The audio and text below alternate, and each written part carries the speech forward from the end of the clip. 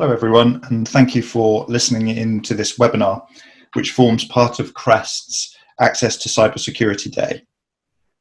I may have met some of you at last year's Access Day in London, where I ran the stress and burnout workshops. Or you may have listened in to my recent webinar that focused on remote working. But if not, I'm a psychotherapist working in private practice and with charities such as PTSD Resolution, which serves ex-military personnel and their families, and the child bereavement charity Winston's Wish. And I've also recently been working with the East of England Ambulance Service. So essentially trying to help people deal with a range of mental health difficulties, including anxiety, depression, trauma, anger, addictions, and work-related stress.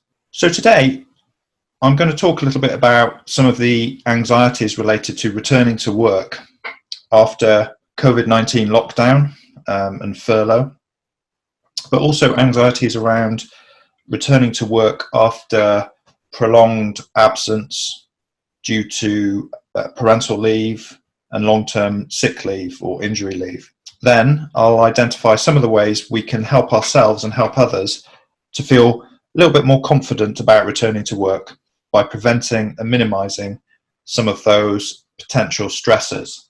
So just setting the scene a little bit, this is the report that was written following the workshops at last year's Access Day. Well, some of you may have read the report, and for those of you who haven't, I would encourage you to have a look. It's available on the CREST approved website.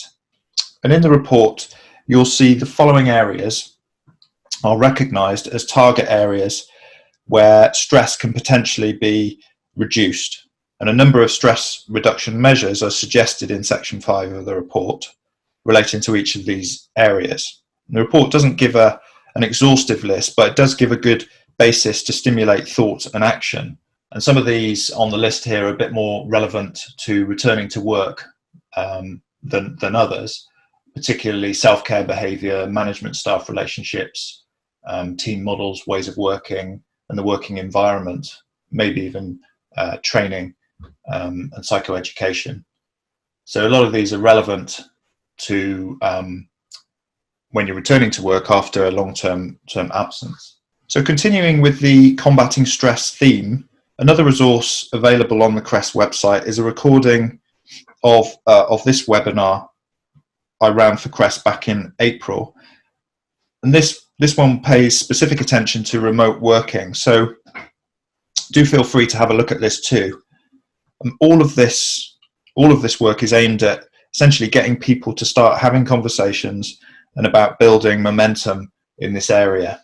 And the three key or main messages coming out of that webinar were recognizing that people really struggle when they're not getting their fundamental needs for security, control, and status met, and that by tailoring the workplace and circumstances around work to people's fundamental needs and their specific circumstances, and by adopting a compassionate approach, this forms a really flexible way of dealing with many potential stressful situations, including those areas identified in the Combating Stress and Burnout report that I mentioned earlier.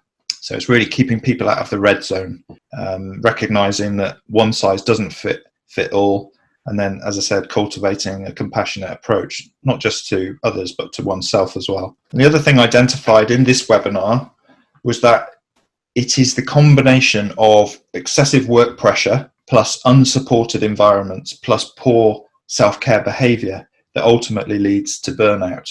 And with this in mind, we can now turn our attention to returning to work and the concerns this raises and apply some of these concepts. Of course, all of the above, what we've just been talking about, is relevant to returning to work after a prolonged absence, whether that be after COVID-19 or parental or indeed sick leave. So coming back to work after a long break can be daunting for many reasons, particularly after an enforced pandemic lockdown, which I suspect none of us have experienced in our lives before. So let's just have a look at some of those reasons. Of course, change after lockdown is finally happening now, But after the success of the stay-at-home message, how are people feeling, or how will people feel returning to work? A recent Ipsos Mori poll published back in June found that only half of employed people feel comfortable about going back to work, and a third would be nervous doing so. And of course, this may have changed since then somewhat, and it may even be different in cybersecurity. But anxieties will exist nonetheless. And it's important to note that our brains really struggle when we don't feel safe. So things like ability to concentrate, problem solve, our rational thinking, effective communication can all be negatively impacted when we don't feel safe. But 3/4 of the respondents to the poll believe that their organisation has taken positive steps to secure the health and job security of its employees. And another interesting statistic, which may or may not relate to cybersecurity, is that despite women and men experiencing similar levels of worry, anger, depression, reported levels of confidence in women were much lower than men's. Now, this could be due to remote working causing more issues with work-life balance for women than men, and because some recent studies have shown that working women are doing more household chores, homeschooling, than working men. Okay, so let's just have a look at heightened security risks. So this is we feeding directly into excessive work pressure, part of something that's likely to cause additional stress. And in terms of additional workload generated, there's no doubt that it is a formidable task for cybersecurity teams dealing with the significant rise in threats during lockdown and beyond, including more targeting of remote workers, a surge in malware spam, for example, external scanning attempts on the increase, credential stuffing on cloud accounts, and planting future attacks to emerge when physical workplaces start to reopen. So there's a lot of extra things going on there. However, returning to work need not be a disaster for security teams, according to George Glass at RedScan. By applying practical solutions such as network segmentation, network compliance policies being put in place, updating firewall rules, vulnerability scanning, for example, and also looking at security overhauls.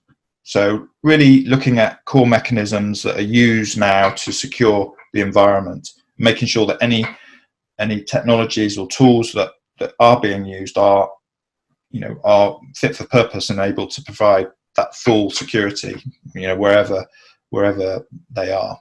And when reading through some of the recent technical security articles and reading terms such as resurface basic security training, it seemed clear to me that this is also a great opportunity to really get the fundamentals of combating stress and increasing well-being right now at this moment in time. So it really is an opportunity to cement in workplace well-being. So what anxieties are out there? Well, of course, sadly, some people will have experienced loss of family members or friends. People will be anxious about being out and about, thinking about juggling new school patterns or living with a reality or worries that they may not even be aware of right now. And on the work front, budgets may have been squeezed, staff levels may be down. We've already talked about extra technical security risks that will be out there right now. And just dealing with that uncertainty of where things are going does create anxiety. So when we're stressed, we're quicker to judge and make assumptions. And all of these things conspire to make us feel very uneasy and can in themselves increase stress levels.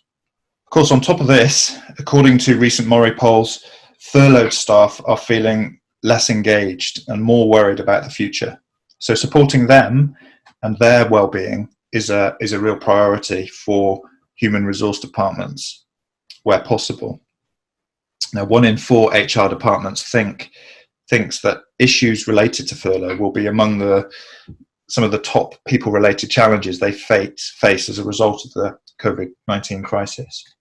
Just touch briefly on remote working, as I focused on that in a previous webinar. But just to note that, again, these recent Mori polls showed that about 90% of HR departments expect more remote working continuing after the crisis.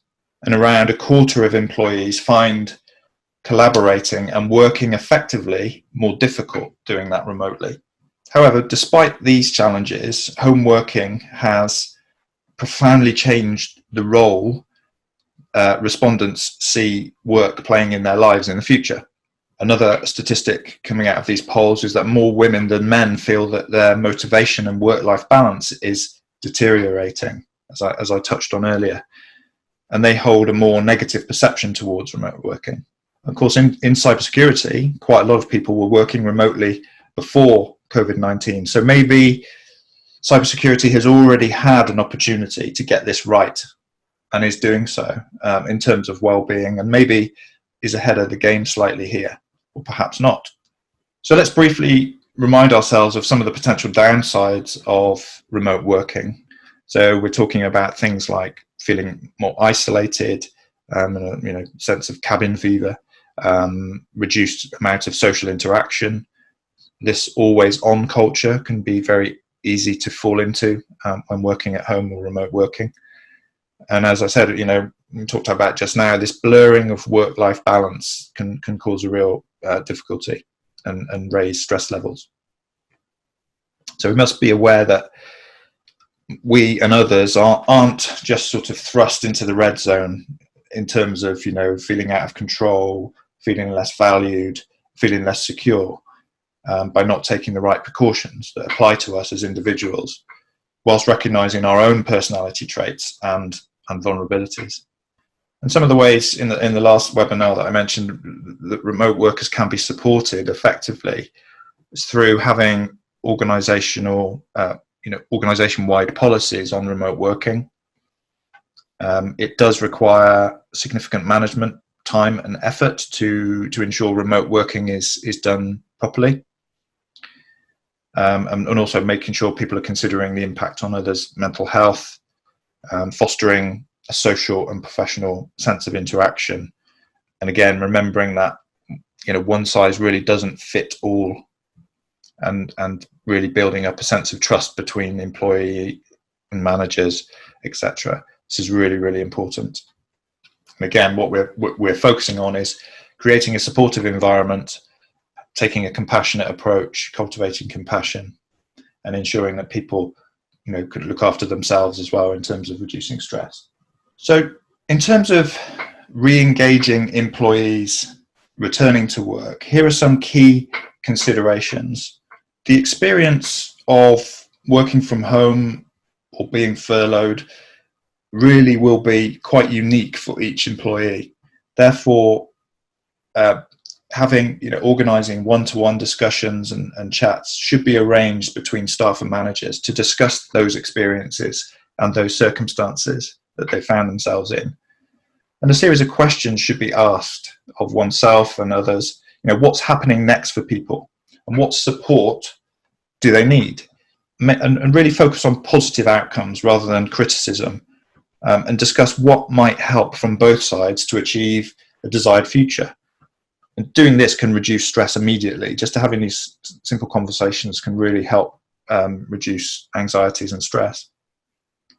Of course, the reality of what work will look like after COVID-19 is open for change. Who do you need to speak to get creative with? What new skills and knowledge do you need? Be mindful of your language, which sets the tone for the conversation. So make sure you use I statements instead of you statements to avoid blame. And acknowledge this is a difficult time for everyone, and what we're doing is looking for win-win situations here. And if you can't speak with your manager, and you may not even have a line manager, who can you speak to? Focus on positive relationships right now. And there should be a sense of complete acceptance without judgment. And in that way, more likely to share what's going on. People are more likely to share what's going on. building these strong relationships, and ultimately talking openly without fear of repercussion. Perhaps an engagement action plan would be a useful tool to use. And these can be based on the mental health charity Mind. They have a series of wellness action plans and templates and things that can be utilized here. These can be really, really helpful to getting these conversations going. So if people are a bit stuck on knowing how to start these conversations and what to look at, these can be a very, very sound and useful resource to look at. So I'd encourage people to have a look at those. And this is really taking so you don't really even have to be feeling particularly stressed at the time, but it's taking a proactive approach to stress prevention and to promoting well-being whilst improving employee engagement. And of course, the aim here is meeting the needs of all the employees wherever they are and whatever environment they are in. Sometimes it is about using psychological approaches, but sometimes taking action is needed also. So this type of thing, these wellness action plans, can be really helpful in that respect. And again, harping back to the message that I've been talking about throughout and in previous webinars, it's really about keeping people out of the red zone, making sure they feel a sense of control, security, and feel valued. And remember also that it's this combination of excessive work pressure plus unsupported environments plus reduced self-care behavior that leads to burnout. So this is what we're trying to avoid, and finding ways, useful practical ways of doing that. So just turning to some specific anxieties about returning to work after parental leave, and of course recognizing that some of these experiences doing this during the COVID crisis can be even more difficult and anxiety provoking than normal. So I've just put a list of things or specific things outlined here, just to note that the majority of the anxieties highlighted here relate to women, but some do relate to men returning to work after parental leave too. So just to make that note. And of course, this list isn't exhaustive by any means. It's just really to get people thinking about, okay, what sort of things am I going to contend with when I return to work? And of course, things like this sort of push-pull conflict. A parent feels, feeling a bit guilty about going back to work and leaving the newborn child or young child, versus this sort of pressure to return to work, whether that be financial pressure or otherwise. Some people may be, really worried about the lack of sleep that they're getting and how that might impact upon their motivation at work, their ability to concentrate. What roles have shifted in their absence, what's going to be different when they go back? Are people going to treat them the same? Also worries about how the child will be settling into their new sort of care arrangements. And just simply sometimes just lacking confidence after a break from work. Will you get back into things? Will you remember how to do things? Then there are other practical things to consider for women. Such as breastfeeding, how's that going to work, and are there sufficient facilities in the workplace to express milk and the like. Some women may be worried about what if I start to feel depressed, have postpartum depression, how will I cope with that, what measures can I put in place to help minimize that risk. So how can a confident return to work be aided then? Well, I think getting into a routine in line with returning to work in good time before actually going back to work can really, really help. And also things can be done on both sides by the employee and employer to reduce anxiety. And I've written some of those things down here. And if these things are taken into consideration, a parent can really begin to look forward to going back to work without feeling a sense of excessive guilt or fear about going back. And again, using these wellness action plans that I mentioned that are on the Mind website, these can be really, really useful too, to put things in place to ensure a nice, smooth return to work. And start to recognize that the above actions, the actions I've got on this list, increase a returning parent's sense of control, security, and status. And of course, some of these actions involve looking at an individual's circumstances and acting compassionately. either by the employer towards the employee or the employer towards themselves. So again, it relates back to getting that balance right of how to manage work pressure, self-care behaviour, and creating the right kind of supportive environment. Similarly, with people returning from long-term sick leave, this can also be very, very difficult. And there are some specific things related to this that I've just put on here. And of course, there's a big overlap between returning generally from whatever it is. And again, it's really about preparation, good communication, to ensure a smooth return, and focusing on keeping out of the red zone, treating people as individuals, and acting compassionately. And this will ensure that a good supportive environment, good self-care behaviour, and effective management of work pressure can be achieved. I think one of the major worries of coming back after long-term sick leave, particularly if it's been because of stress, is what are colleagues going to think about you? How are you going to be perceived, or how are you worrying about being perceived? Ongoing health issues. Will the way that you're working lead you to feel incredibly stressed and be off work again? And it sort of worries about how you're going to cope with workload and duties. Again, what changes have happened in your absence? What reasonable adjustments can be made to accommodate and minimise the impact and minimise the likelihood of going off sick again? So that could be things like flexible working patterns, having regular reviews with either a line manager or a sort of buddy or a mentor, and simple changes to the physical environment may help as well. So very briefly, we've looked at some of the key anxieties about returning to work after prolonged absence, following COVID lockdown, parental leave, and long-term sick leave, and just suggested some simple practical ways to address them.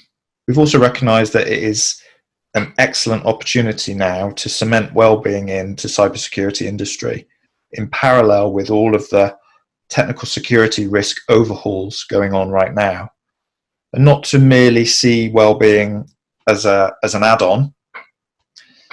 And also, have we seen that everyone can start to take responsibility for their own and others' well-being by proactively taking actions and leading by example. By doing this, we can all help increase the momentum towards combating stress and burnout in cybersecurity. So it just remains for me to say, keep calm. I know that's easier said than done. And welcome back to work, whenever and wherever that is for you. And remember that stress and isolation does not have to be a battle fought alone. Rest assured. Thank you very much.